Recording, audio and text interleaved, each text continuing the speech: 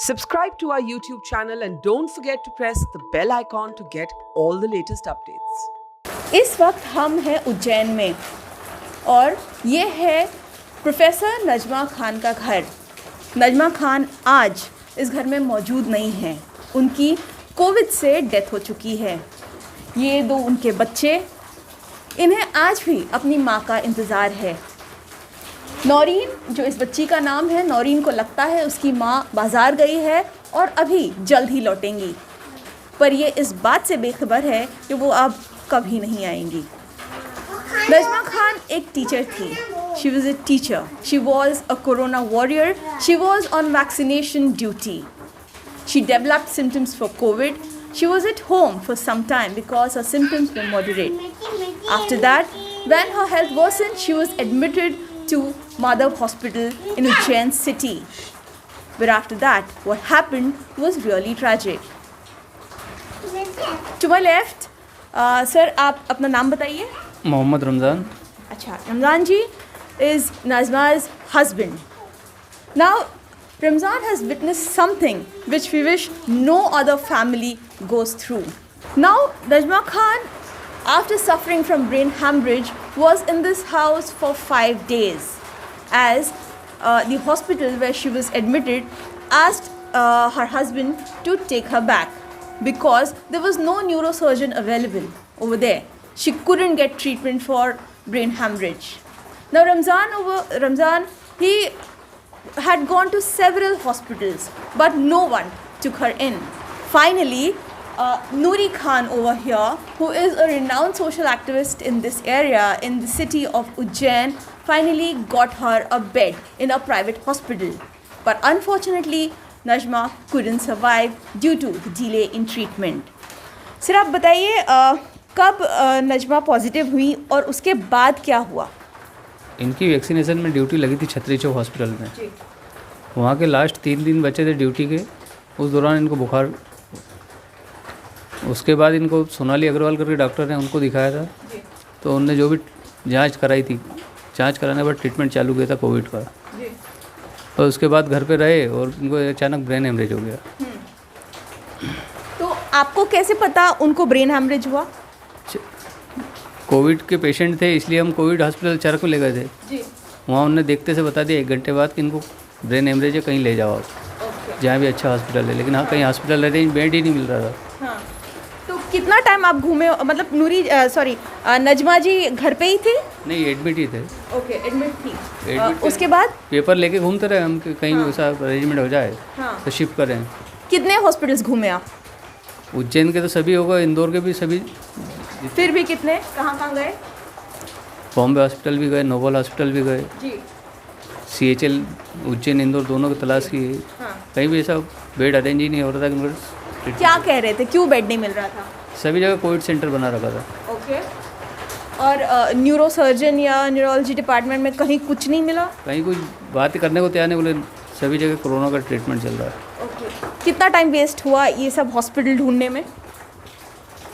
मैं 6 तारीख से 11 तारीख तक यही करते रहे। अच्छा, 6 तारीख से 11 तारीख तक आप बेड ही ढूंढते रहे? अभी लास्ट टाइम में नूरी खान जो है हमारे यहाँ जी, उनके सहयोग से हमको गुरु नानक हॉस्पिटल में अरेंज हुआ भी। हाँ। लेकिन सुबह डेथ हो गई। अच्छा, उनको ऑक्सीजन वगैरह की तकलीफ हुई थी? ऑक्सीजन की तकलीफ तो शुरू से रही।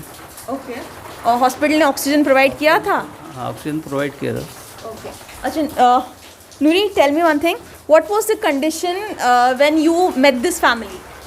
मेरे पास रात 2 बजे एक खबर आई कि इस तरीके से शिक्षिका है नज़मा भी, और वैक्सीनेशन के दौरान सरकार की तरफ से वो ड्यूटी कर रही थी और अपनी ड्यूटी का निर्वहन करते वक्त वो कोरोना पॉजिटिव हो गई।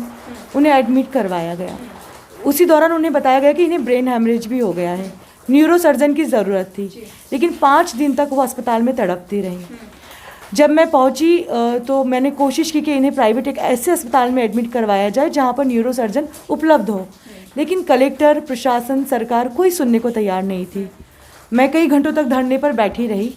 फिर खुद, जैसे आत्मनिर्भर भारत के दौरान हमने खुद व्यवस्था की, एक प्राइवेट अस्पताल के मालिक से बात कर कि उन्हें वहाँ पर एक बेड उपलब्ध करवाया गया। अच्छा, मुझे एक बात बताइए, इनको कोई भी गवर्नमेंट हॉस्पिटल में या जो भी हॉस्पिटल ये तलाश रहे थे, क्यों उनको वहाँ पे एडमिशन नहीं हुआ? कोई उनसे कुछ बात हुई थी आपकी? देखिए, सारे अस्पतालों में हमारी बात हुई, इनके परिवार की भी बात हुई, तो सरकारी आंकड़े कुछ और कह रहे थे और ज़मीनी हकीकत कुछ और थी। कहीं पर भी कोई एक बेड उपलब्ध करवाने के लिए तैयार नहीं था और एक कोरोना योद्धा अपने इलाज के लिए तड़प रही थी। ऐसे में जब प्राइवेट अस्पताल हमें मिल भी गया तो एम्बुलेंस नहीं मिली, जब एम्बुलेंस मिल गई तो ड्राइवर नहीं मिला। एम्बुलेंस कैसे मिली है? मतलब जल्दी मिल गई थी या एम्बुलेंस के लिए भी काफ़ी आपको स्ट्रगल करना पड़ा? जब शाम को 8 बजे हमें प्राइवेट अस्पताल में एक सीट मिल गई उनके लिए, पर उसके बाद हम 2 घंटे तक हम एम्बुलेंस के लिए भटकते रहे। रात 10:30 बजे हमें एक एम्बुलेंस मिली जिस पर ड्राइवर नहीं था। कैसे कैसे एम्बुलेंस आपने ढूंढी और ये एम्बुलेंस कैसे मिली? जिस अस्पताल में गुरु नानक में हमने एडमिशन करवाया था, सबसे पहले हमने उन्हीं से कहा कि आप एम्बुलेंस भेज दीजिए। उन्होंने कहा कि एम्बुलेंस भेज रहे हैं। हम 1 घंटा इंतज़ार करते रहे लेकिन एम्बुलेंस नहीं आई। जब फिर से बात की गई तो कहा गया कि एम्बुलेंस इंदौर गई है एक पेशेंट को लेकर, उपलब्ध नहीं है। उसके बाद उज्जैन के 3 से 4 हॉस्पिटल्स में मैंने खुद फ़ोन लगाया, कहीं पर भी एम्बुलेंस नहीं थी। मैंने कलेक्टर को फ़ोन लगाया, कलेक्टर साहब ने फ़ोन नहीं उठाया। उसके बाद एक समाज सेवी संस्था है यहाँ पर जो एम्बुलेंस अपनी तरफ से देती है। जब हमने उन्हें फ़ोन लगाया तो उनका ये कहना था कि मेरे पास एम्बुलेंस है पर ड्राइवर नहीं है, और चूँकि वो कोविड पेशेंट भी थी तो हर कोई उस एम्बुलेंस को चलाना भी नहीं चाहता था। ऐसे में मैं पहुंची और मैंने एम्बुलेंस की चाबी ली। उस एम्बुलेंस को लेकर मैं सरकारी अस्पताल पहुंची। वहाँ से एक सेकेंड, हम आपको यहाँ रोकेंगे। वो एम्बुलेंस आपने खुद ड्राइव की थी? जी, वो एम्बुलेंस मैंने खुद ड्राइव की क्योंकि ड्राइवर उपलब्ध नहीं था, छुट्टी पर था। और कोविड का जो दूसरी लहर है वो इतनी खतरनाक थी कि हर कोई, एक आम आदमी उस एम्बुलेंस को चलाना नहीं चाहता था।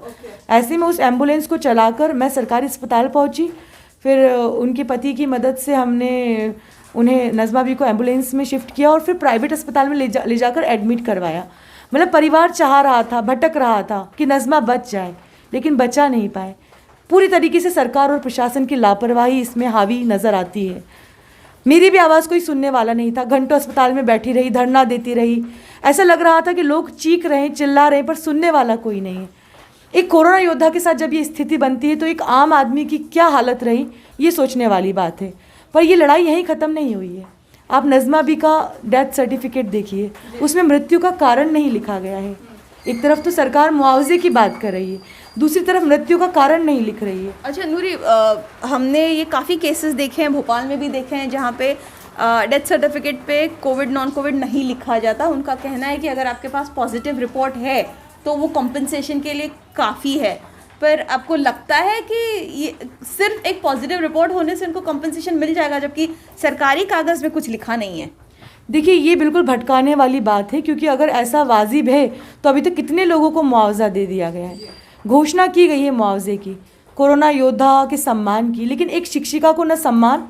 मैं सिर्फ इनकी बात नहीं कर रही हूँ, पूरा मध्य प्रदेश इस बात से जूझ रहा है। आप कह रहे हैं कि अगर रिपोर्ट पॉजिटिव है तो आप मुआवजा देंगे, तो मैं ऐसी सारी हज़ारों लोगों की रिपोर्ट्स बना के कम से कम 1,70,000 से ज़्यादा लोगों की मौतें मध्य प्रदेश में हुई हैं, तो जिनके पास पॉजिटिव रिपोर्ट है, क्या उन्हें मुआवजा दे दिया गया है? या सिर्फ उस पॉजिटिव रिपोर्ट के माध्यम से दे दिया जाएगा तो अगले 5 दिनों में हम अपनी तरफ से वो रिपोर्ट सरकार को सौंप देते हैं? इसका जवाब सरकार के पास नहीं होगा, क्योंकि पॉजिटिव और निगेटिव का खेल, फिर डेथ सर्टिफिकेट पर रीज़न नहीं लिखना, ये मुआवजा बचाने की कोशिश है, ये मौतों को छुपाने की साजिश है। एक second, coming back to Ramzan sir, आप हमें बताइए, जब नजमा जी ठीक थी, जब उनको कोविड हुआ था, तो आपने बताया वो डर रही थी, उनको हॉस्पिटल नहीं जाना था, क्यों? नहीं, टीवी और पेपर की न्यूज़ देखते हुए उन्हें हॉस्पिटल जाने से तो मना ही कराया था जी। वहाँ जाते हैं और डेथ हो जाती है, इस कारण से उन्हें प्राइवेट ट्रीटमेंट लेना चाहा। तो डॉक्टर सोनाली अग्रवाल से प्राइवेट ट्रीटमेंट चल रहा था इनका, तो उनने जो भी HRCT कराई, ब्लड सैंपल कराए, वो करा लिया हमने। उसके आधार पे कोविड का इनका ट्रीटमेंट चालू हो गया। वो ट्रीटमेंट चल ही रहा था कि उनको सर में दर्द रहा, वो सर दर्द समझ नहीं पाए, उनकी कंडीशन अनकॉन्शियस में चली गई, तो वो हॉस्पिटल लेके पहुँचे। वहाँ उनको ब्रेन हेमरेज शिकायत बता दी। उनके आखिरी दिनों में आपकी कुछ बात हुई थी उनसे? नहीं, क्योंकि कोविड में थे तो मैं खुद भी उनको दूसरे रूम में रखता था, खाने का दवाई के टाइम जाके बात करता था। बस कुछ कहती थी? कुछ से मुरा मतलब कुछ उनको फील हो रहा था या कैसी हालत थी? वो तो अच्छी नहीं, वो तो जी सुबह शाम यूँ भी बात होती थी थोड़ी बहुत, लेकिन बस ऐसा नहीं था कि बस ये इस कंडीशन में आ जाएंगे हम। जी। आपके 2 बच्चे हैं, जुड़वा बच्चे हैं? जी हाँ, जुड़वा बच्चे हैं। अच्छा, लड़कियाँ 2। 2 लड़कियां हैं। जी हाँ। ओके। तो वो अपनी माँ को याद करते होंगे अभी? हम माँ को याद करते ही। एक स्कूल टाइम था उनका आने का, किसी की भी गाड़ी की आवाज़ आती उस टाइम याद करती हूँ। अभी भी वो अपनी माँ का इंतज़ार कर रहे हैं? हाँ, वो जब भी कोई 4 से 5 के बीच में गाड़ी आती है आसपास घर के, उनको यही लगता है मम्मी आई। आपने क्या बोला उनको? अभी स्कूल गए यही बोल टालता हूँ बच्चों।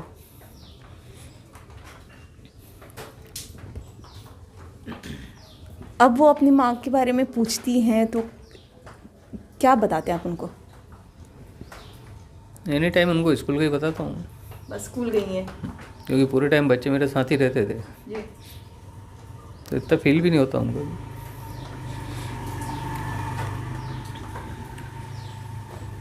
रमज़ान जी, आप क्या करते हैं? मेरा इंडस्ट्रियल एरिया में प्राइवेट जॉब था इलेक्ट्रिकल का। जी अब इनके बर्थ के बाद से मैंने वो जॉब छोड़ दिया और घर पे ही था। जी। बच्चे मेरे साथ ही रहते थे। अब कुछ सोचा है आपने? सोचा तो है, वापस जॉब चालू करना पड़ेगा। जी। और सरकार का शासन का कोई सहयोग रहता इनकी है। उनके कोविड रिपोर्ट में कोविड डेथ तो लिखी नहीं है, कॉम्पेंसेशन कैसे क्लेम करेंगे आप? आपने पूछा कि क्यों नहीं लिखा है? उनका तो एक ही कहना है कि इनकी पॉजिटिव रिपोर्ट ले आओ तो आपको अनुकंपा ईजी हो जाएगी और जो शासन से सहयोग वाली बात राशि वो मिल जाएगी। पर उनका सीटी स्कैन रिपोर्ट आपके पास है, वो नहीं मान रहे? वो नहीं मान रहा है। क्या कह रहे हैं? वो RT-PCR को ही मान रहे हैं। अच्छा, सीटी स्कैन को नहीं मान रहे। वो नहीं मान रहे। So that was Ramzan. He was saying, so first I will repeat what Noori was saying. She actually, there was no ambulance first of all, and when they got an ambulance, there was no driver. It was Noori who drove the ambulance from Najma's home to hospital.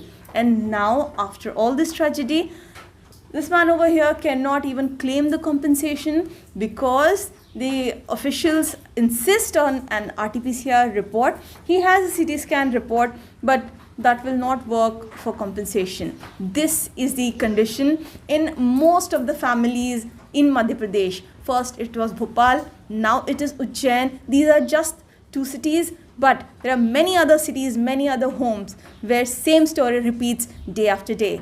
With Santosh Pandey, this is Nazia Sayed for Mojo Story, Ujjain.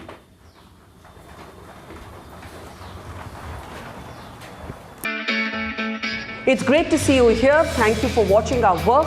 If you haven't subscribed yet, don't forget to click the bell icon and subscribe to Mojo Story and support independent, robust journalism.